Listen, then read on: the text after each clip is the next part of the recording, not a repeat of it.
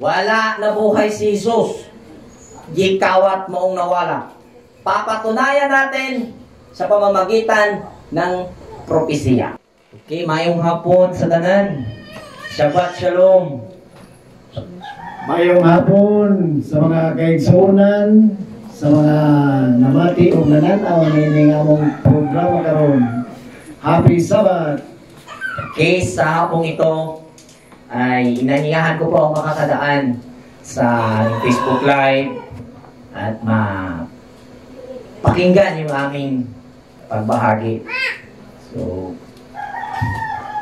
sa lahat ng mga member ng Torah Community, ang topic na ito ay atin na pong natalakay at atin na pong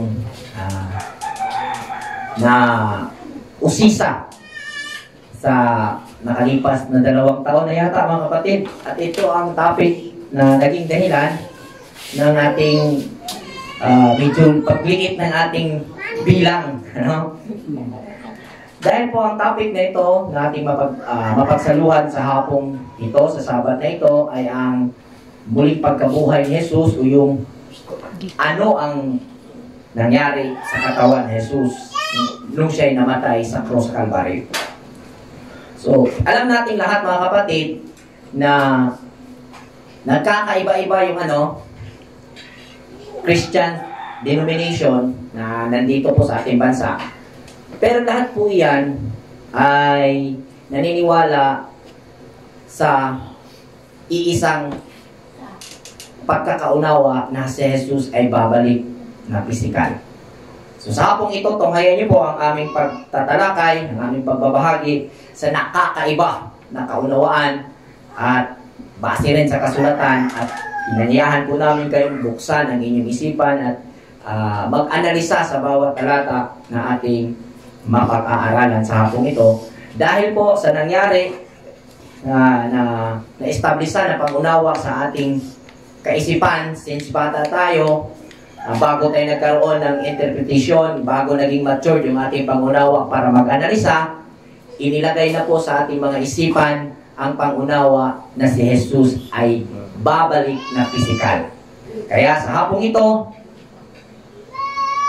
samahan nyo kami at i-analisa nyo po ang aming mga pagbabahagi. So, sa pagkamatay ni Jesus Christ, mga kapatid, na-mention po ito, Mateo, Lucas, Marcos, at Juan.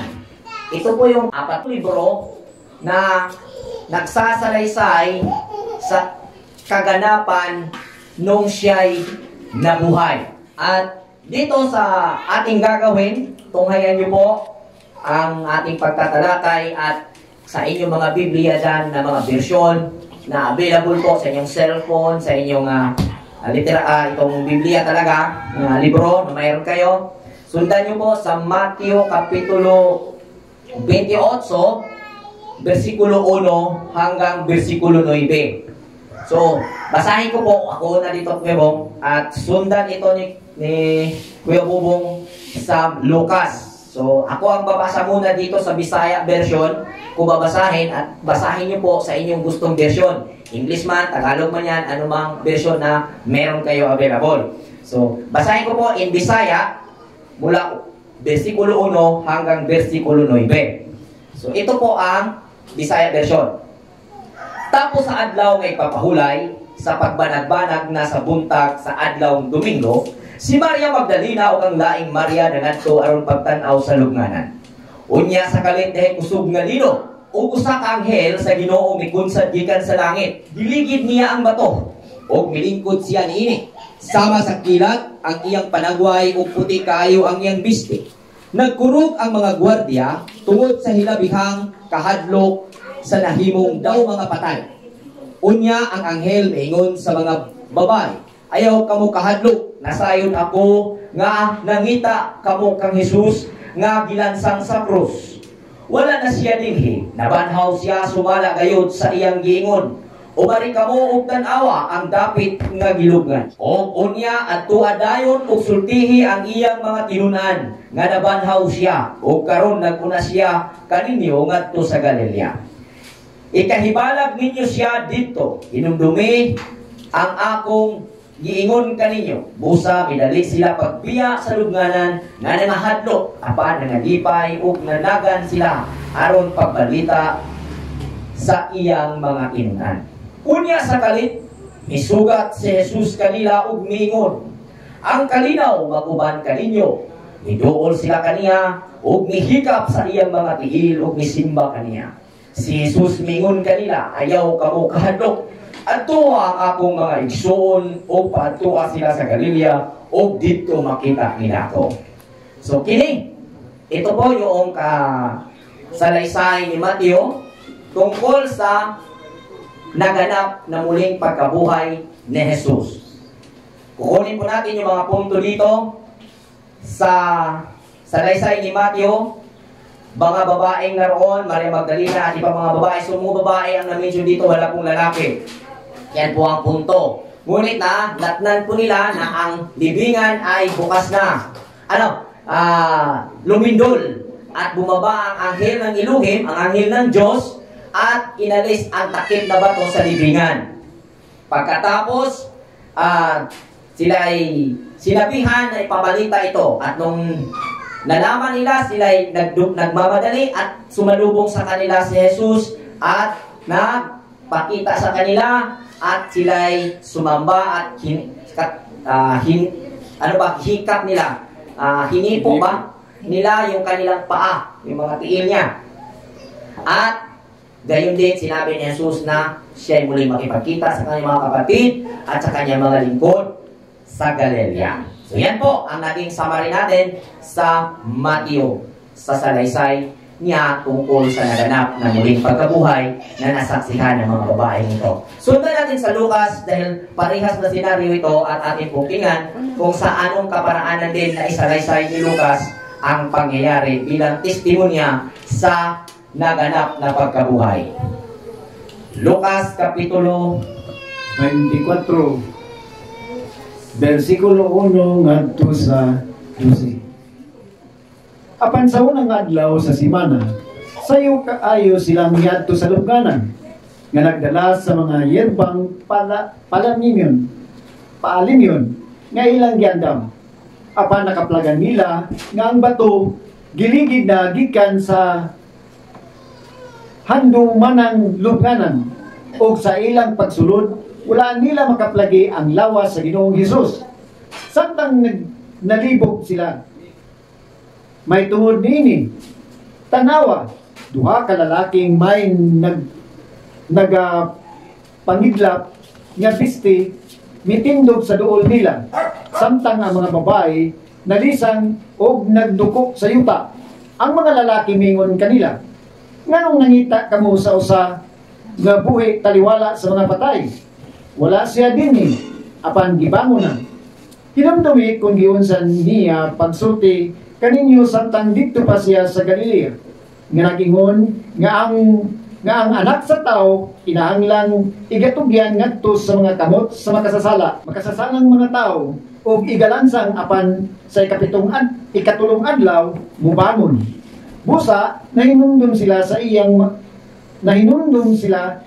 mga pulong, ug namauli sila gikan sa handumanang lubnganan, ug gitaho kini tanang butanga ngadto sa napulog usa o sa tanang ubang pa. Sila mao si Maria nga Magdalena, o si Juana, o si Maria nga inahan ni Santiago. Mao man usab ang uban nga mga babae nga kauban nila nagsugilo niining mga butanga ngadto sa mga apostoles. Apan kining mga pulunga mipatinaw walay hinungdan alang kanila, o sa wala sila mutuo sa mga babae. Apan si Pedro mitindog og midagan ngadto sa handumanang lubnganan, og sa pagtikubo mga binday na lamang ang iyang nakita. Busa siya milakaw nga nahibulong sa iyang kaugalingon kung unsay nahitabo. Okay. So mayroon ng pagkakaiba sa dalawang salaysay sa naganap na pagkabuhay, at ito'y mga saksi na nagsalaysay dito tungkol sa pagkabuhay ni Jesus. So, mga saksi sila. Kung sa pagsusuri, simpleng investigasyon, huwag na natin pag-usapan ang husgado, yung pag-uobserba lang natin, kung tayo po ay nag-iimbestiga sa mga chismis, no? At gusto nating mapatunayan kung sino ang nagsasabi ng totoo sa ganitong sitwasyon, sa magkaibang pamahayag, ay nagiging alanganin ang naganap na pagkabuhay. So, sold out po tayo. Alam po natin na tayo mga mananampalataya ay naniwala talaga na si Jesus ay muling nabuhay. At yan po ang ating titingnan sa pag-aaral na ito kung sa anong paraan siya nabuhay. At sa maraming pag-aaral na nangyari sa Biblia, dahil nasabi ko kanina bago naganap ang ating naging ganap ang ating interpretation, bilang may mature na tayo na kaisipan, marunong tayo magbasa, marunong tayo mag-analisa, nagkaroon na tayo ng paniniwala na ipinaliwanag sa atin habang tayo ay bata pa, at nung binasa natin ito, hindi na natin iniintindi, hindi na natin inaanalisa dahil nakarely na tayo, nakabase na tayo sa narinig nating pangunawa. Amen. So, kinakatok namin ang inyong mga isipan ngayon na maging mamulat kayo sa pag-analisa sa kinaruroonan ninyong paniniwala, lalong-lalo na sa usaping pagkabuhay ni Jesus. Ngayon, basahin ko dito sa Marcos. At narinig ninyo at nakita nyo dyan kung ano ang pagkakaiba sa dalawa. Ngayon, dadagdagan pa natin ang isa. Sa Marcos 16, sabi dito sa Bisaya, sa paglabay sa adlong ipapahulay na malit og mga pahumot, si Maria Magdalena, si Maria nga inahan ni Santiago ug ni Salome, aron idihog sa lawas ni Jesus. Og sayo kayo sa Domingo sa buntag, misubang na ang adlaw, miadto sila sa lubnganan. Samtang sila naglakaw, nag-ingnanay sila. Kinsa may atong paligiron sa bato, aron pag-abli sa lubnganan. Kung inyong nabantayan, kung napapansin nyo, sa Mateo na nagkaroon ng lindol at bumaba ang anghel, inalis ang takip na bato sa libingan. Sa Lucas, nakita nila bukas na ang pintuan ng libingan. Sa Marcos, hindi pa bukas, nag-iisip pa sila. Hindi pa sila nakarating, nag-iisip na sila kung sino ang mag-alis sa bato. Nag-usap na sila. No. Sabi dito, unya, pagtanaw nila, ilang nakita, ngagnaligid na ang bato nga gisira sa lubnganan.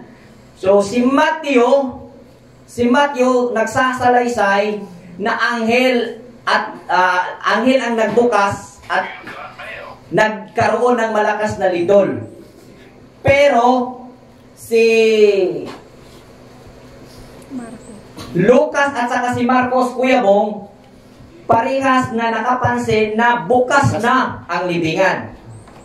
Pero sa pagpunta ni Mateo doon, o sa salaysay sa Mateo, isang lalaki ang nakausap nila. Sa Lucas, dalawa. So, medyo alanganin tayo sa kanilang testimonya.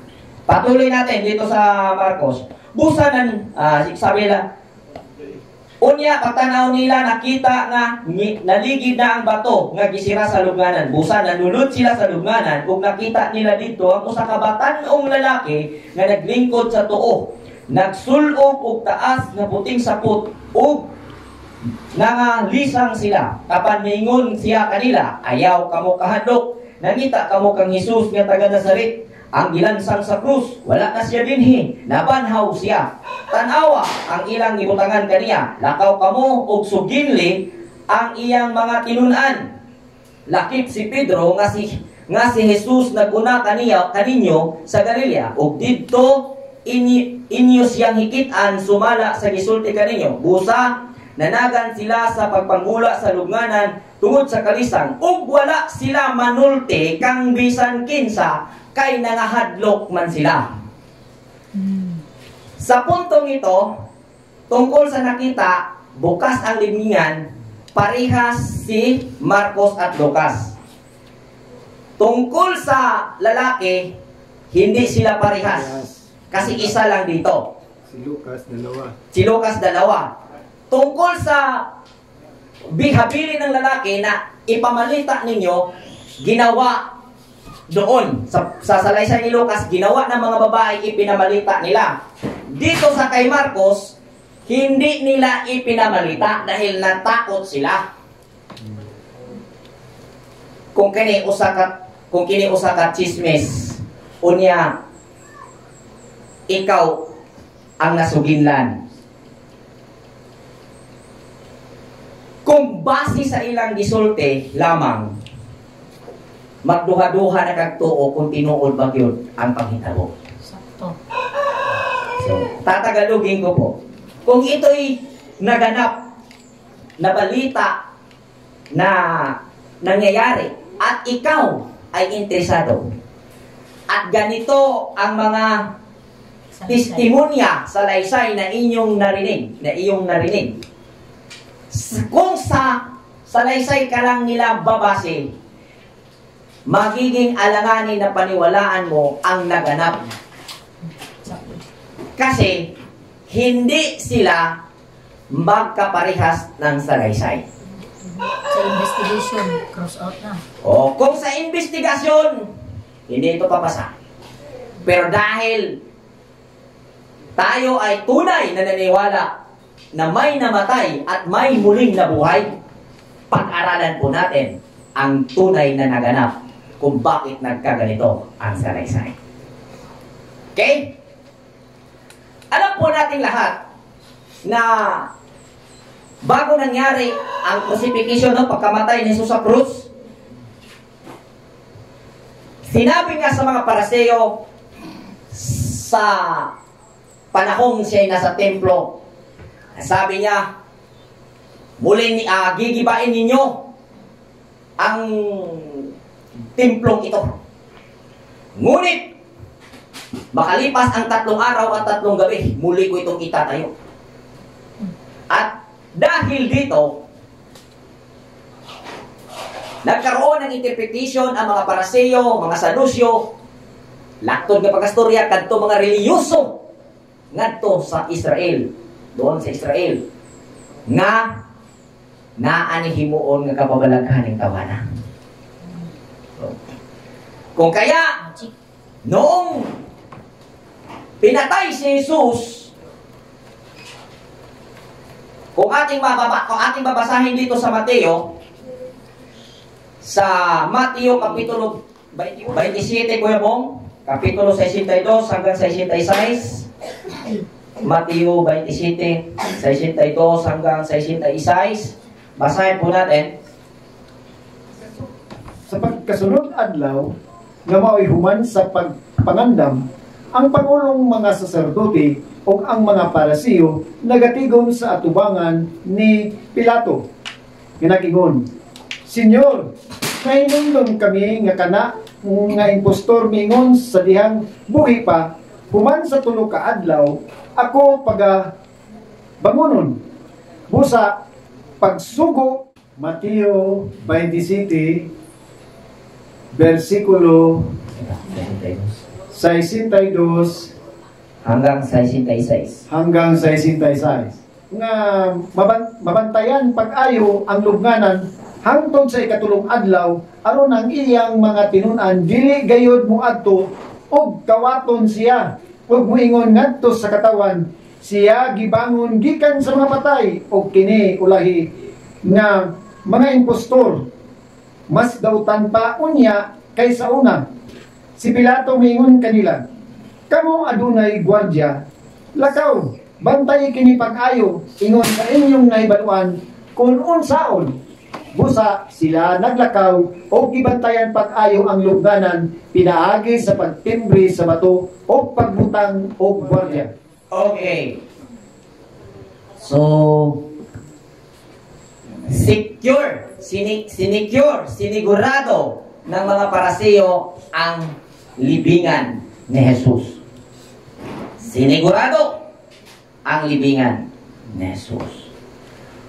So, kung ating papansinin, sa tatlong nagsasalaysay, pagdating nila roon, bukas na. At kung ating makikita dito sa salaysay, wala na ring gwardiya. Kasi ang nakita nila roon, yung lalaki na masisilaw ang damit, na kung saan pinaniniwalaan ito'y mga anghel. Pero mga kapatid, kung ating papansinin yung tirin, bago pa nabuhay si Jesus, alam nila, o alam ng mga Parisiyo, kumbaga inunahan na nila na may gagawin ba yung mga apostoles. Kasi marumi yung kanilang iniisip na baka yung ipinangako ni Jesus nung sinabi niya, magigiba niyo ang templong ito sa ang templong ito, ngunit itatayo ko ito sa 3 araw. Ang duda nila na yung sinabing iyon kasi kasinungalingan para sa kanila, dahil hindi nila naiintindihan ang ibig sabihin nun, kaya siniguro nila. Kung kaya dito sa versikulo 11 ng 28, kung ating basahin, ingon pa dire, sa Bisaya, Mateo 28, versikulo 11 hanggang 14. Hanggang 15. Sabi dito, samtang nanlakaw ang mga babae, pipila sa mga sundalo nga nagbantay sa lubnganan na mauli sa syudad, o gisugin nila ang kadakuan sa mga pari sa tanan nga hitabo, ug unya ang kadakuan sa mga pari nakitagbo sa punuan sa mga Hudyo aron paglaraw sa ilang buhaton.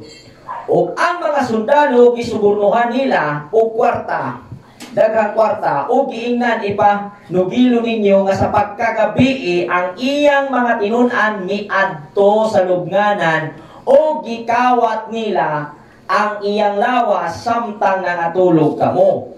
O kini mahibawan sa gobernador, kami na'y mag-igo pagsulti kaniya, o wala na kamoy angay kabalakan. Gidawat sa gwardya ang kwarta o ilang gituman ang isugo kanila, hangtod gayon karon mao kini ang taho nga mikayla sa mga Hudyo.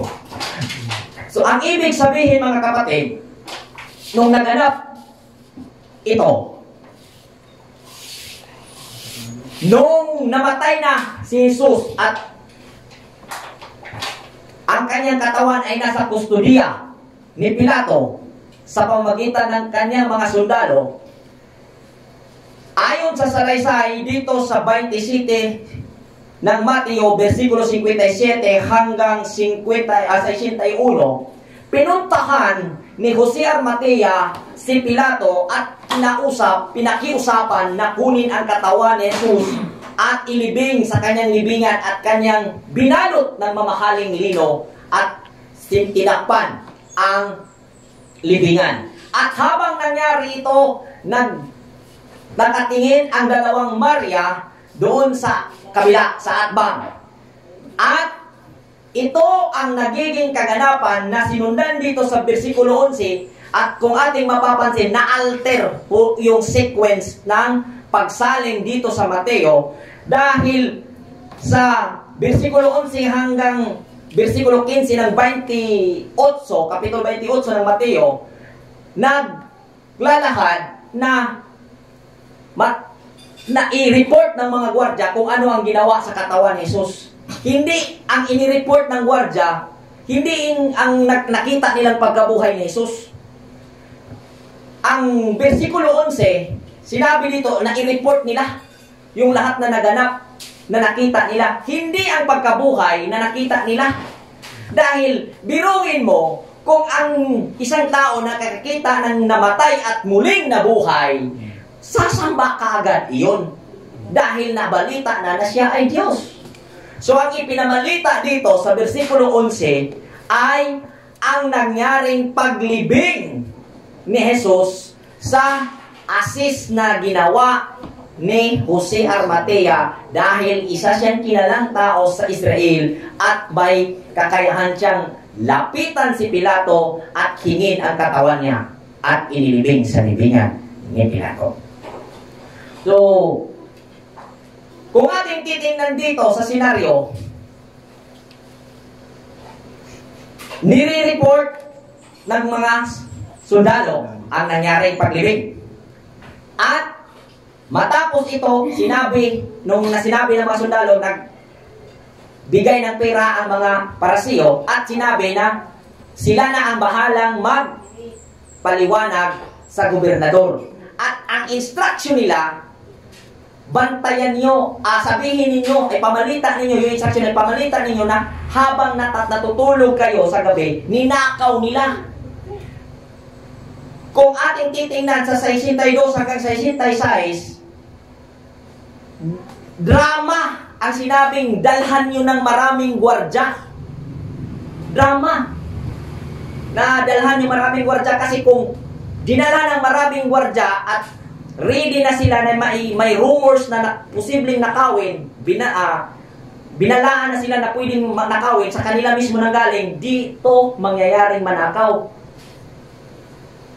Pero pinasok yung pantasyang istorya, kapangyarihan na naglindol at bumaba ang anghel at inalis yung bato na tinakip doon sa sinigurado, dito na nagkaroon ng pantasyang pangunawa sa nangyari. Ngunit kung ating mapapansin mga kapatid, sa ating ginawang pagsasaliksik ngayon, sa 4 na salaysay, 3 pa lang ang ating binasa. At sa 4 na nagsasalaysay, isa dito ay si Juan, ang binansagang John de Vela. Si Juan Pinalangga. At ito'y mayroong salaysay rin at ating babasahin. Sabi sa Juan, Kapitulo 20, versikulo 1 hanggang 10, ingon diri. Ulitin ko po, basahin niyo po sa inyong bersyon, sa inyong nais na lingwahe. Ito'y nasa Juan Kapitulo 20, versikulo 1 hanggang 10. Ganito po ang salaysay ni Juan tungkol sa muling pagkabuhay. Sayo sa Domingo sa buntag, samtang ngit-ngit pa si Maria Magdalena miadto sa lubnganan ug nakita niya ang mga bato nga naligid na gikan sa bakbak sa lubnganan. Midagan siya ug miadto kang Simon Pedro ug sa mga tinunan nga gimahal ni Jesus. Kini si Juan Pinalangga, ang writer. Ang sinabi nitong minahal ni Jesus na talmidim, yung apostol, ay si John de Vela, ang mismong writer ng ating binasa. O giingnan niya sila, gikuha nila sa lubnganan ang Ginoo, o wala kami makahibalo kung hain nila siya gibutang. Unya, si Pedro o ang laing tinunan nangadto sa lubnganan. Nagdagan silang duha. Apan ang maong tinunan mas kusog nga midagan kay kang Pedro og nahiuna pag-abot sa lubnganan. Mitikubo siya og iyang nakita ang panapton nga lino, apan wala siya mosulod. Miabot si Simon Pedro sunod kaniya og midiretso siya ngadto sa lubnganan og nakita niya didto ang panapton nga lino. Ang mga panapton nga nagiputos sa ulo ni Jesus, wala kini mahitipon sa mga panapton nga lino kundili gilukot o gilain pagbutang. Unya kadtong tinunan nga nahiuna pag-abot sa lubnganan, misulod usab og nakakita siya og mitoo. Nung nakita ni Juan yung report ni Maria na wala na roon ang katawan ng Panginoong Jesus, nagsitakbuhan sila ni Pedro. Tagan ko yung dahil nga malakas na tumakbo si Juan, na-overtaken si Pedro. Pagdating doon, tiningnan ni Juan ang libingan, wala na nga roon ang katawan. At yung lino na lang at yung tela ang nandoon. Pero si Pedro, huling dumating, diumiritso, hindi na tumikubo. Pero sa kwento sa Marcos, tumikubo si Pedro. Pero dito wala. Kaya di talaga parehas ang salaysay. Dumiritso si Pedro ayon kay Juan. Pagdating niya sa ilalim, nakita nga niya roon. At nawala nga doon ang katawan. Sumunod si Juan. Nung sumunod si Juan, ayon sa salaysay, naniwala si Juan. Saan siya naniniwala? Nilagyan dito sa verse 9 ng close and open parenthesis. Wala gihapon sila makasabot sa bahin sa kasulatan nga nag-ingon nga mabanhaw siya. Ibig sabihin, nung naniwala si Juan, ang translation nagpasok ng interpretation na posibleng lilitaw sa ating isipan habang mabasa ito, na ang pagkabuhay muli ang pinaniniwalaan ni Juan. Pero ayon sa series ng kwento ba, ang kaka-report lang na balita in related sa pangyayari ay yung ninakaw ang katawan. So, ang pinaniniwalaan ni Juan dito, hindi yung pagkabuhay ng katawang literal, kundi ang pagnakaw sa katawan. Kaya nawala man roon yung katawan. At kung ating i-connect ang mga senaryo na isalaysay sa Mateo, talagang pinlano ng mga parasiyo, Kuya Bong, na nakawin ang katawan ni Jesus at ilipat ng libingan. Eto na. Ayan, binago na ni Bro Rowe at ni Brother Protasio ang kasulatan. Biruin mo, sabihin nila, ninakaw daw ang katawan ni Jesus. Ngunit mga kapatid, ang ugali ng mga Kristiyano, Kuya Bong, Kristiyano ha, hilig sa propesya. Ngayon, sakyan ko ang pagkahilig ninyo sa propesya. Bago nangyari ang ministeryo ni Jesus, naiulat na sa kasulatan, Kuya Bong, sa mga propeta.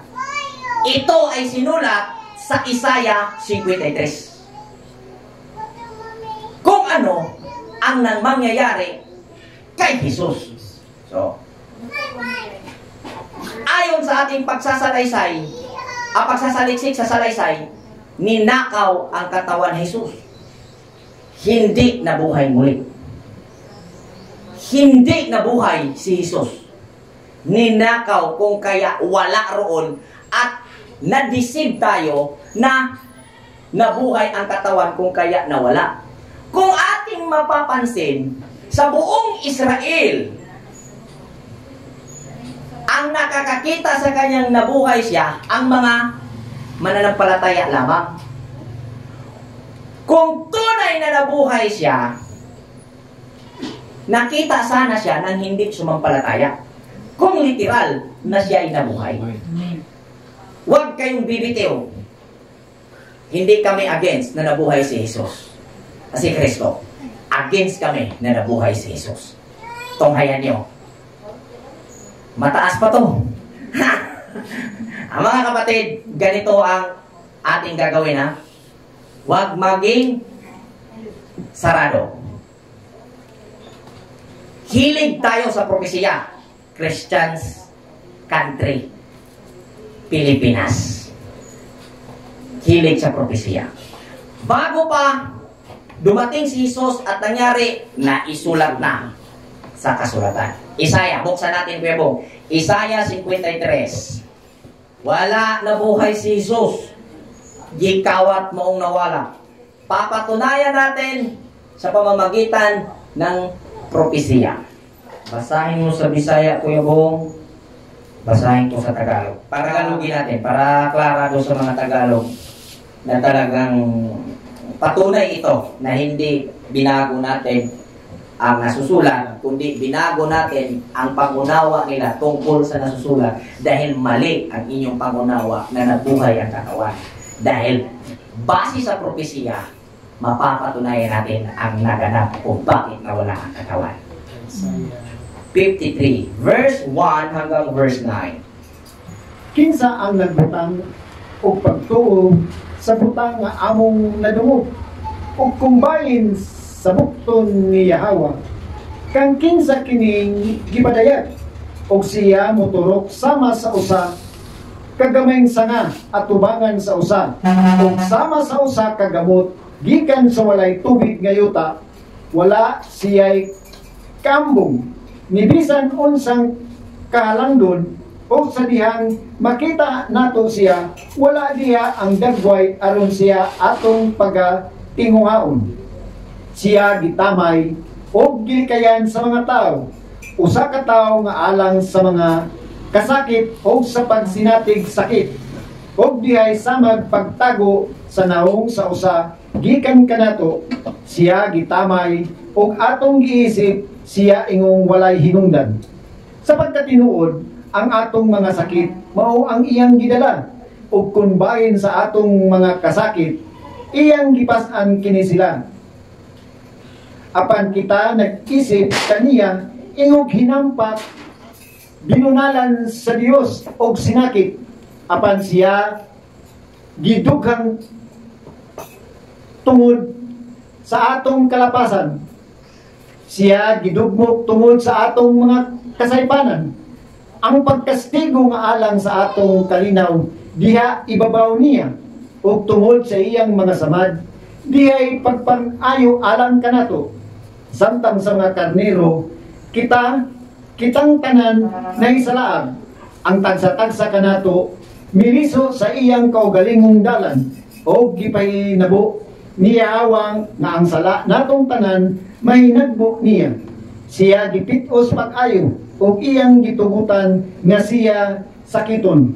Apan wala niya buka ang iyang baba, siya gidala sama gayud sa usa ka karnero aron pagaihawon, o sama sa usa kabaying karnero nga atubangan sa iyang mga tigtupi na amang.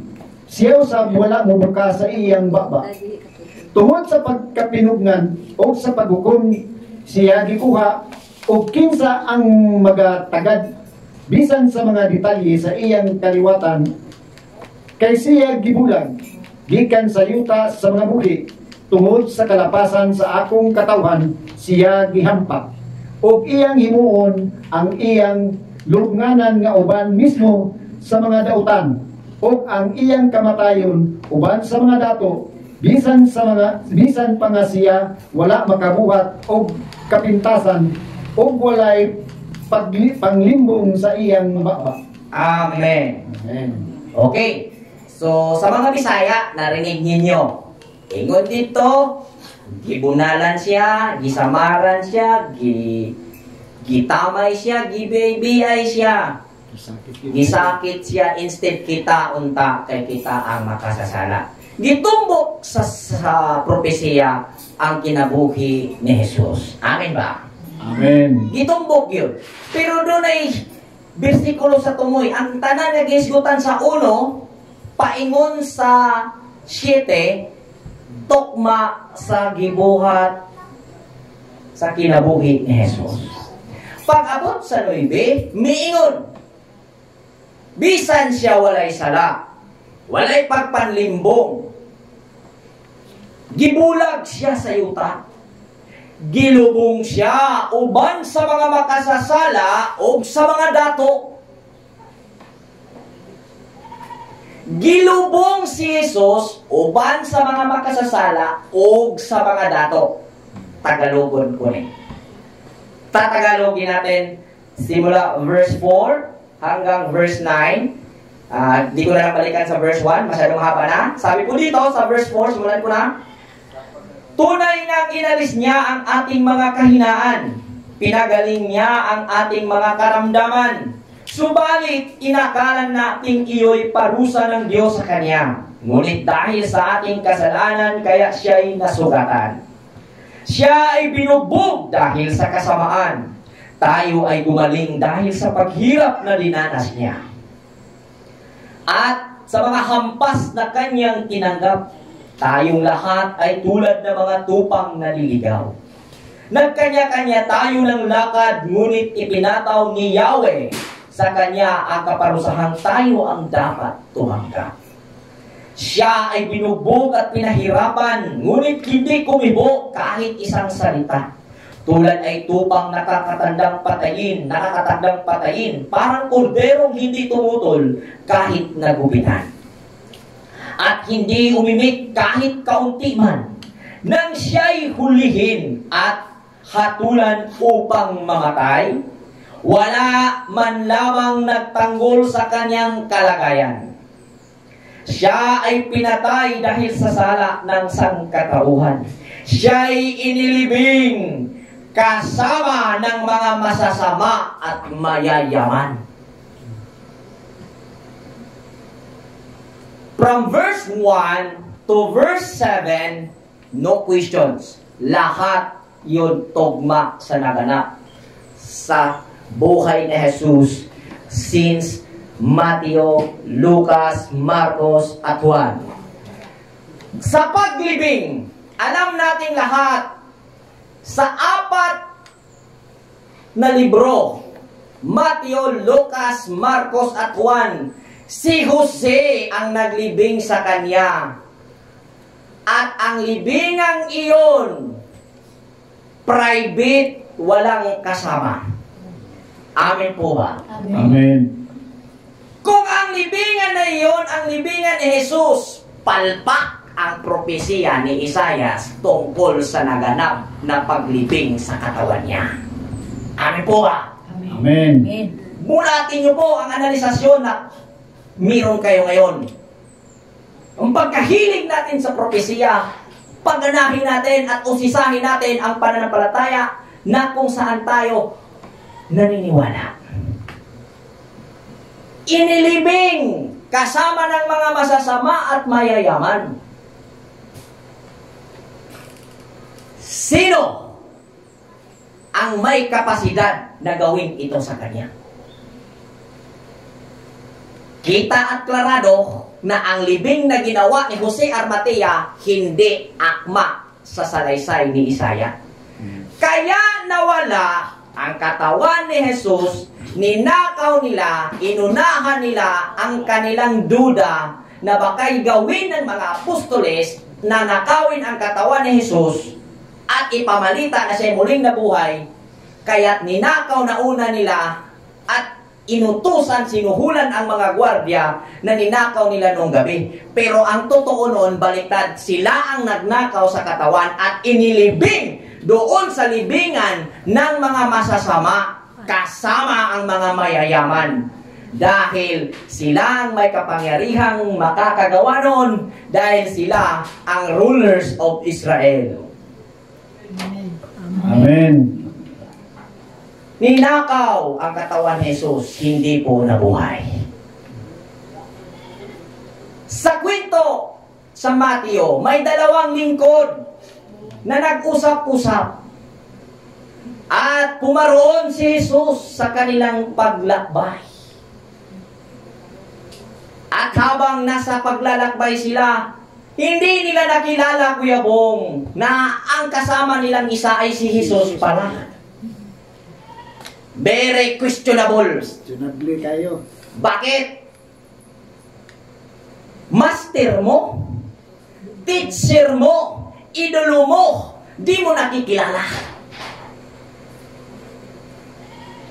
Kung physical. At sinabi ni Jesus sa kanila, pagkabuang ngayon ninyo, yung Bisaya, kawa ninyo makasabot sa kasulatan. Ang tao, ang anak sa tao, igatugyan gayon, kung sakiton, pagkasakiton. Pero, daghan kayo ang mituwa ni Kuya Bong, na tinuod yun na. Pero wala gisabot sa espirituhanon nga estado. Tagalog. Marami talagang naniniwala na ang anak ng tao ay nakatakdang pahirapan at mamatay. Ngunit sa literal na estado nila ito inunawa. Amen. Hindi sa espiritual na kalagayan. Amen. Tunay salaysay na ang sinabing iyon ay naganap pero sa espiritual na kalagayan. Amen. Hindi si Jesus literally ang naroon sa journey. Sa dalawang apostol. Noong naipaliwanag ang kasulatan ni Jesus, no? Ayon sa kwento diyan sa Mateo, at nag-stop over sila at naghapunan, kinati-hati ang tinapay, nabuksan ang mata nila. Ang mata roon, hindi talaga itong mata natin pwedeng pumikit at pwedeng dumilat. Dahil kung nakapikit at natakpan yun habang naglalakad sila, nangahulog na unta to sila sa kanal. Amen. Hagbay ko na ibot ang kuko. Napandol na unta to, igsoon. Interpretasyon ang nabukas habang ipaniliwanag ng taong nandoon kasama nila na mayroong Espiritu ni Kristo, at dahil doon nangyari, naunawaan nila, nasabi nila na si Jesus yun. Dahil yung karakteristik, spirit, pag sinabing karakter, dili na naong, estilo, o sa taga-Bohol pa, kinaija.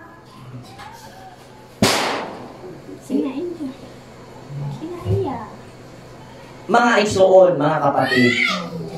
At sa mga nakita at sa mga salaysay na ating binasa na nagkakaiba-iba, hindi po sinungaling si Mateo. Hindi sinungaling si Marcos. Hindi sinungaling si Juan. Hindi sinungaling si Mateo. At lalo nang hindi kasinungalingan na si Kristo ay muling nabuhay. Ang nakita nila ayon sa dalawang tao na naglalakbay tungong Imaos, vision. Kung sa Bisaya pa, igsoon, pananawon. Kung pananawon, mga igsoon, dili literal nga panghitabo. Kung ito'y vision, ay hindi literal na naganap na may lindol na ligid ang bato. Hindi ganon. Kailangang unawain ang salaysay. Amen po ba? Amen. Amen. Lumabas po kayo sa kwarto na kung saan kayo nakulong, at iyan ang paniniwala na natanggap ninyo bago kayo nagkaroon ng interpretasyon. Lumabas kayo dyan. At paganahin ninyo ang inyong analisasyon. So ang katanungan, Brother Bong, talaga nga bang ang Torah community ay naniniwalang si Kristo ay nabuhay? Opo, naniniwala po kami na si Kristo ay muling nabuhay. Pero di po kami naniniwala na si Jesus ay nabuhay. Nabuhay nga nito pa. Ebidensya at ating ibase sa Biblia. Dahil yan naman ang gusto niyo, kung ano yung nabasa, kung kailangan mabasa. Kailangan mabasa. Pero dahil nagbabasa tayo, hindi po sapat na nabasa yun na. Kailangan po ng unawa. Amen po ba? Amen. Kay basing unyag suguon ka nga. Ninglakaw man imong mama, unya naglataog, nagtak-ang naog, nilat ang balanghoy. Abi kalami. Unya ang instruction dito nga gisulat, nak, ninglakaw may imong mamagpapa, na ako'y gilat-an diha nga balanghoy. Sigai unya ha? Sigai unya ba? Kaya aron maluto na. Ang sakay mo. Literal yun. Karon, kaya giko lang magsabot, sumala mas nabasa. Pagtanaw niya, pasigaan, at tubang siya nilat ang balanghoy. Gisigas mata! Di uli, ang mama no, kumusta balanghoy? Siya, ay ganas pa, kay gasiga pa ko. Huwag ka nalutong bulangoy, kaya ang mata mo ay gasiga. Amen ba? Amen. Interpretation ang kailangan. Tulad ng utusan ka, Common sense. bumili ka roon. Ito yung utos ha. Bumili ka roon ng tinapay. Yung panburikat.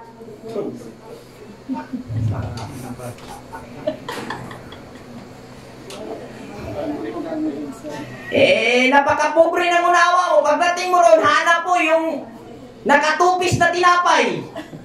Wala naman talaga nakatupis na tinapay kasi ang interpretation mo, burikat eh. Magtanong ka sa tindero, sabihin mo, asan yung burikat na tinapay? Kung maghanap ka doon ng nakatupis o na sumasayaw na tinapay, wala talaga ganun. Amen ba? Amen. Tama ka! Common sense. Initiative. So, patunayan po natin na talagang hindi nabuhay si Jesus at si Kristo ang nabuhay. Entitled sa reputasyon ni Kristo na sa katawan ni Jesus, yung katawan dito tinutukoy natin Jesus, pero yung kanyang karakter ating ipapalagay na Kristo. Kaya ang pangunawa po na meron ang Torah community, hindi nabuhay si Jesus, nag-refer po ito sa katawan na kami ay hindi naniniwala na ang katawang namatay na didugsak sa kilid sa bangkaw nga agas ang dugo, hindi po kami naniniwala na yun ay nabuhay. Wala po kami paniniwala ganon. Ang paniniwala po namin, yung karakter niya ang muling nabuhay doon sa mga mananampalataya niya. Sa paraang ating ilagay yung Kristo. So yung katawan, di kami naniniwala, Jesus, di nabuhay si Jesus. Pero yung spiritual karakter niya na nabuhay, Kristo. So, basahin po natin sa Juan ang ikatlong pagpapakita ni Jesus. Versikulo 21, Kapitulo 21 ng Juan. Sa inyong mga Biblia po dyan, basahin niyo po, samahan niyo kami.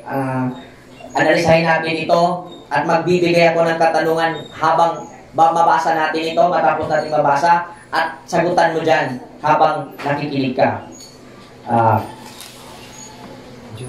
John chapter 21, verse 1 hanggang verse 14. Pero atin pong idahan-dahan at pasukan natin ang katanungan at ipagtuloy-tuloy natin para flawless yung ating explanation. Juan Kapitulo 21, versikulo 1 hangtod 14. Kumani ining mga butanga, si Jesus nagpadayag daw sa iyang kaugaling, ngadto sa nga tinunan, dito sa dagat sa Tiberias.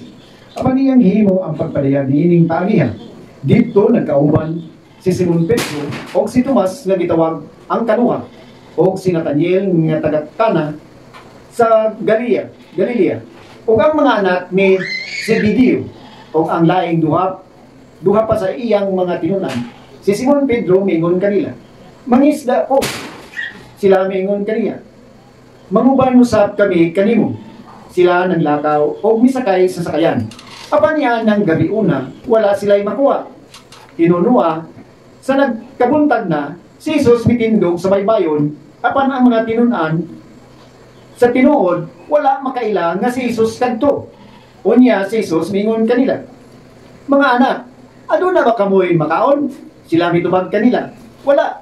Siya mingon kanila, itaktak ang pukot sa tuo nga bahin sa sakayan, o may pipilang makaplagan ninyo. Busa gitaktak nila kini. Apan dili na sila makabira niini tungod sa duot sa mga isda. Niana ang mga tinunan nga gihigugma ni Jesus mingon kang Pedro, ang Ginoo kana.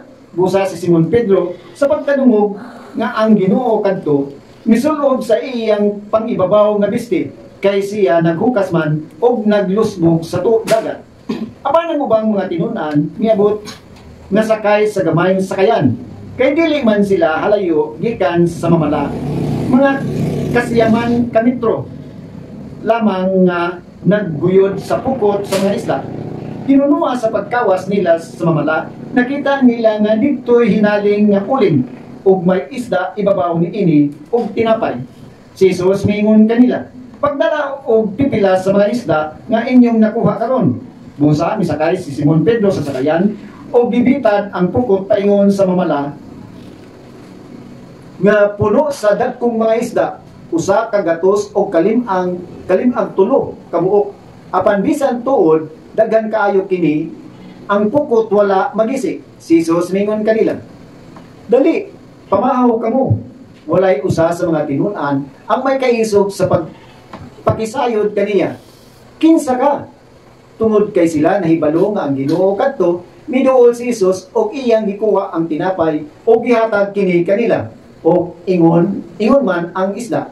Karon kadto mao ang ikatulong higayon nga si Jesus nagpakita sa iyang mga tinun-an human sa iyang pagbangon gikan sa mga patay. Okay.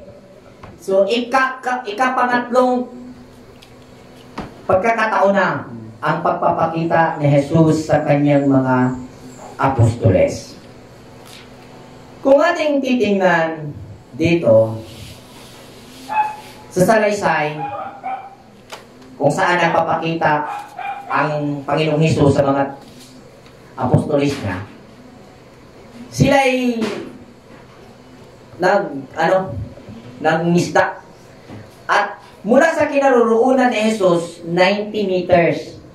90 meters. So, 90 meters, kung ikaw ay nasa dagat, wala namang mga kahoy sa dagat, ay diretso mo siya makikita. So, 90 meters, wala pang dalawang poste ng kuryente, Kuya Bong. So, sa ganung layo, kung talagang kilala mo siya, makikilala mo talaga. Amen ba? Pero bakit hindi nakikilala? Bakit hindi nila nakilala? At nung nakilala ni Juan, sinabi ni Juan, ang Panginoon yan. Kung kaya, dali-daling si Pedro ay pumunta roon sa naroonan ni Jesus. At pagdating nila roon, may nakaano ng uling na baga. At sa madaling kwento dito, nakakagulat lang ba ang sinabi? Dito sinabi, pansinin ninyo. Sa verse 12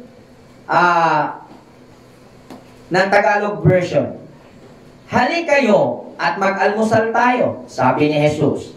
Isa man sa mga alagad ay hindi nangahas magtanong sa kanya kung sino siya, sapagkat alam nila na siya ay ang Panginoon. Huna karon, isipin mo kung ang nandito na Panginoon ay ang katawan ni Jesus. Bakit pa isusulat ni Juan na may ganitong reaksyon ang mga apostoles na hindi sila nangahas na tanungin yung nandoon na pinaniniwalaan nilang si Jesus, na tanungin kung sino siya? Sa man-English pa, open your mind. Open your mind. Do na joy laing tao. Mayroong ibang persona ang pumaroon at na-sense ni Juan na ang kanyang espiritu na nandoon sa taong iyon ay ang espiritu ni Kristo. Dahil kung si Kristo iyon, si Jesus iyon, ang katawan na kanilang kasama na namatay sa krus, hindi sana isusulat dito na wala nangahas sa kanila na magtanong kung sino siya. Mura dinig na diferensya ang ni Juan. Pag sa sulat, murag something is wrong ni Juan. Ito'y patunay lamang, mga kapatid, na mali ang interpretasyon ng maraming Kristiyano na ang katawan ni Jesus nung nawala sa libingan ay muling nabuhay. Mali! Dahil ang mga apostolis mismo sa kanilang kwento, ang nandoon ay hindi ang katawang Jesus, kung hindi ay ang kanyang karakter, ang kanyang espiritu. Sabi nga, Brother Bong, nung doon na papalapit na ang kanyang paglilitis, nung siya'y bago madakip sa mga Pariseo, nung siya'y pinagkalunok ni Judas, sabi niya, huwag kayong mag-alala. Ako'y pupunta sa Ama at magpapadala siya ng espiritu na magiging tagapagligtas o counselor ninyo. Kung saan kayo, naroon ako. Kung saan kayo, naroon ako. Espiritu ang paparoon.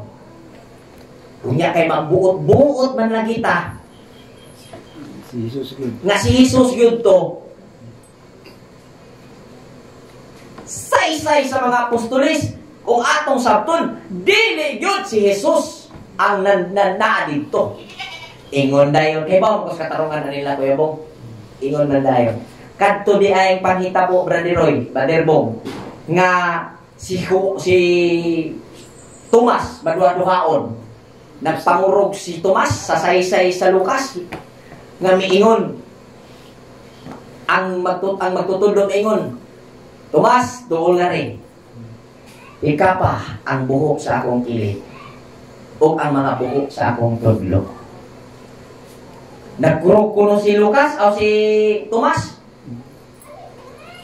Karon ang katarungan inani manggod mga igsoon. Kung nabuhi si Jesus gikan sa mga patay, kadto pa kahang bangag sa iyang kilid o buhok sa iyang palad, ang dili maayo sa gahom sa Dios. Sakto. Amen. Naa ko no ninyo. Unya pagtan-aw na to diha sa footnote miingon man sa ubos, kining maong pangbahin sa kasulatan, sa ubang sulat sa karaan walay labot. O ang nag-produce ani nga reference, mga igsoon kong Bisaya, Catholic Bible. Gibutang gyud sa mga CJs, sa mga scholars nga kadtong senaryo nga gipatkupot si Tomas sa samad ni Jesus sa kilid o sa busdot siyang tudlo o walay labot sa kasulatan. Wala kini sa daan nga basahon. Buti pasabot, gidungag-dungag ba? Magic. Senaryo. Mga Okay. senaryo. Gidungag-dungagan. Mga script. Kay gipalami ang interpretasyon nga si Jesus nabuhi. Kay gihimo nga puhunan sa reliyon nga mubalik siya. Amen. Tama. Paasa ang tao. Paasa. Ginawang pangako. Mga kapatid, ito lang ang challenge ko sa inyo. Sa mga nakakarinig ngayon na ayaw tanggapin ang paliwanag na ito. Ipaliwanag nyo ang salaysay ni Juan kung sino, kung bakit di magtatanong sila na kung si Jesus yun. Bakit kailangan pa niyang sabihin sa salaysay niya na walang nangahas na magtanong kung sino siya? Bakit pa niya isusulat kung si Jesus ay siya nga yun?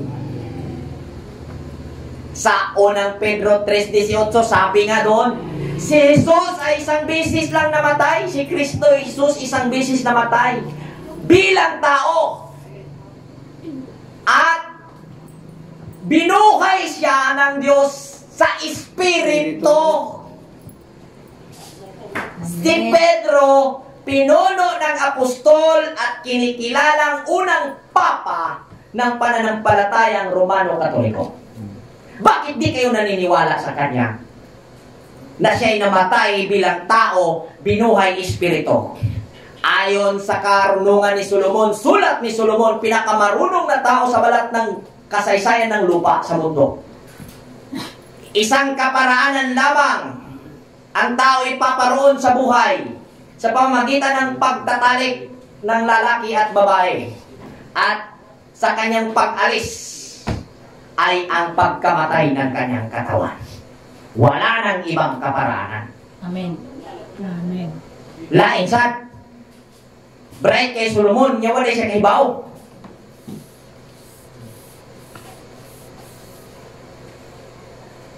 Mga igsoon, ang advokasya sa Torah community, ang aming advokasya po, ay tanggalin ang pangakong hindi dapat asahan. Ang pinangako ng reliyon na si Jesus ay muling babalik, physical. Ang Torah community naniniwala na si Jesus, si Kristo ay muling babalik. Ang sabi ni Kristo, sa saglit na panahon, ako'y pupunta sa Ama at babalik sa inyo. Saglit na panahon.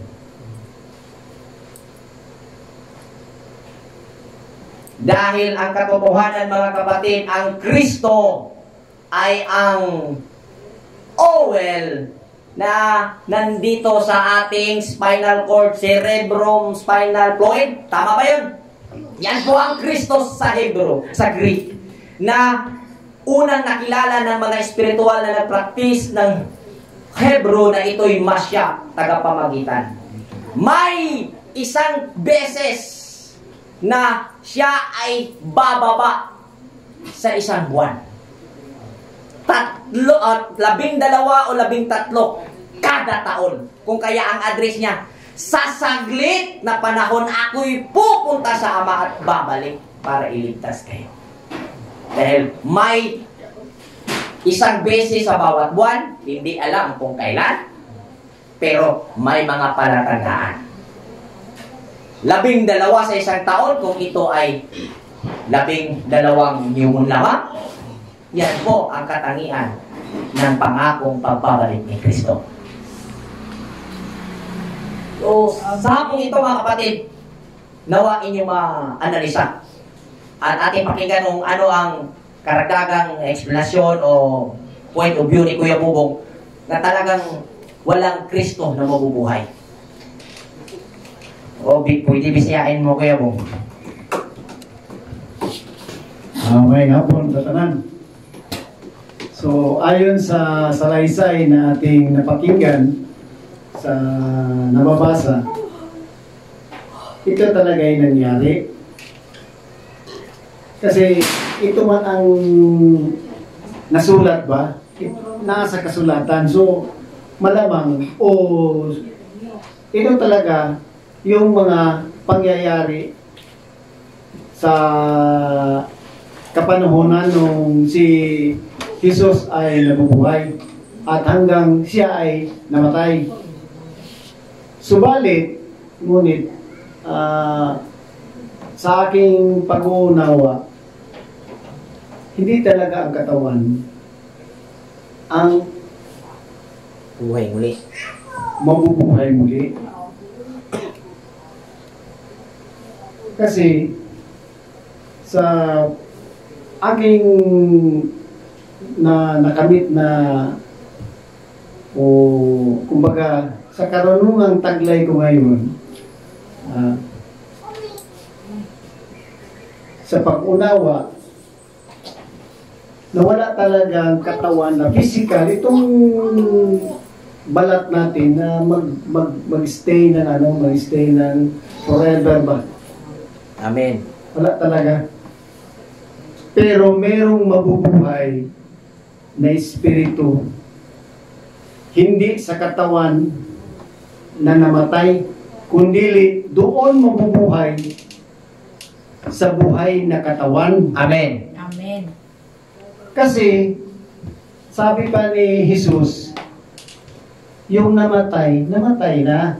Wala na yun. Wala na talaga yung namatay na. Pero, mabubuhay siya doon sa katawan. Sa mga mananampalataya nabuhay pa ngayon na pisikal. Doon siya mabubuhay. Doon ang Kristo na karunungan na mismo sa katawan mo ay nandito. Amen. Kasi, kung wala kang karunungan, ito yung kasing Kristo, yung karunungan na nasa sayo, yung mga pangunawa na yung bang sabihin natin na yung matuwid na pag-uunawa, kasi meron namang kaunawaan na hindi mabuti, pero yung Kristo na sinasabi dito, ito yung kabutihan. So andito yun sa ating katawan, wala sa ibang katawan, andito yun. Amen. Tayo yung ang magbenepisyo, hindi ang iba.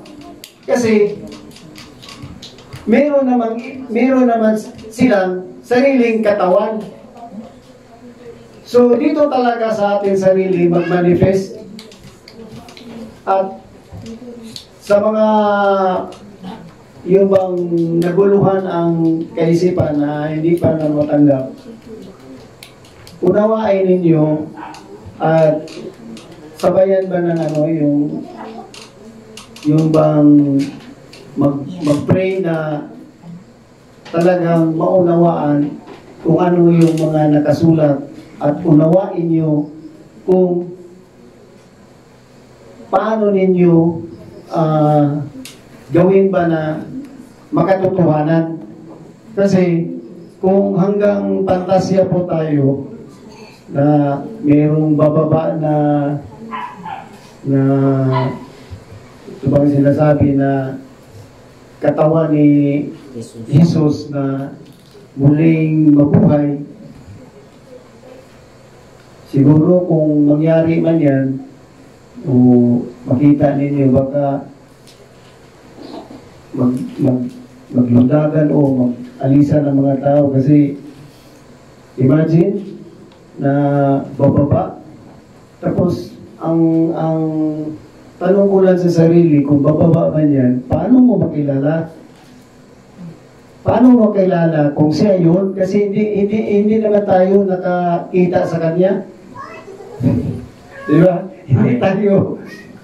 Noon, hindi naman tayo na nakakita sa kanya kung ano yung itsura. Mayroong identity. Pero dito sa Isaias, pinauna na ba? Oo, pinauna na. Pero wala tayong na physical na mukha ba na ito siya, ito yun. Oh.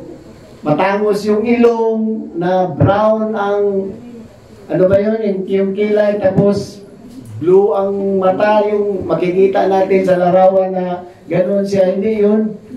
Kasi yun ang nakatatak sa atin ba na yung sa mga naniwala na yung mga larawan, yung picture na andyan, siya yun.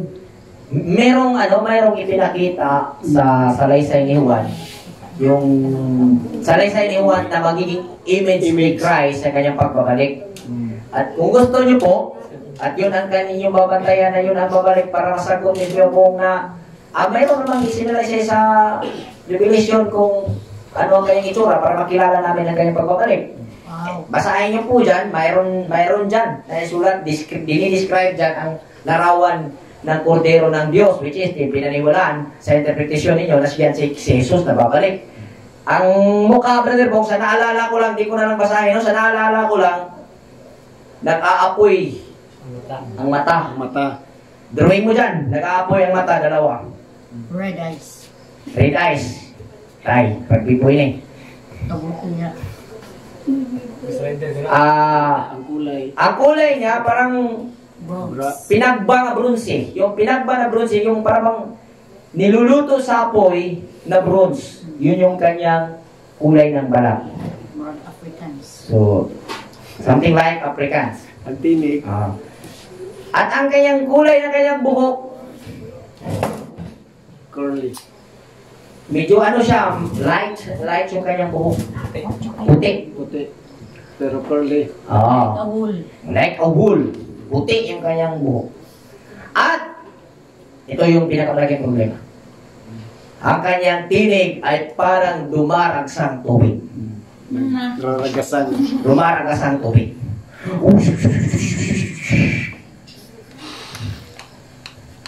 Wala nang internet, record na lang. So, yun yung magiging problema mo. Halata namang di talaga ito tao. Kasi sino ba ang may busis na rumaragas ng tubig? At kung tatawagin ka, paano mo siya mauunawaan na rumaragas ang tubig? At kung makikita mo ito na yan ang bababa na nagliliyab ang kanyang mata na apoy at ang kanyang buhok ay light kayo siya na white. Kung i-drawing mo, something like monster talaga. Monster. So, hindi ito discrimination sa inyong pangunawa. Ito'y pagtatapik sa inyo upang pumasok kayo sa ibang interpretation sa inyong nababasa. Amen po ba? Amen. Dahil ang mga nabasa na ito ay may mga kaakibat na espiritual na kahulugan. Na kung ating pagtagpi-tagpiin ang espiritual na kahulugan, ihahatid tayo sa malinaw na kaunawaan. Ang gintong bababa na syudad ay ang tahanan na ginawa natin sa pamamagitan ng ating taglay na karunungan. At ang lansangan na ginto, ang ginto ay representasyon ng karunungan. Ay ito ang ating magiging gagawin na sa ating pamumuhay, karunungan ang ating magiging pamamaraan. Yan ay mga patikim lamang na interpretasyon sa Book of Revelation at hindi pa natin natatakil ang Book of Revelation. At maraming salamat sa ating lahat at tuhayan niyo po ang maraming pang pagkakataong pagbabahagi ng Torah Community sa aming nalalaman at pag-uunawa dito sa Biblia. Magandang hapon sa ating lahat. Shalom Aleichem. Aleichem Shalom.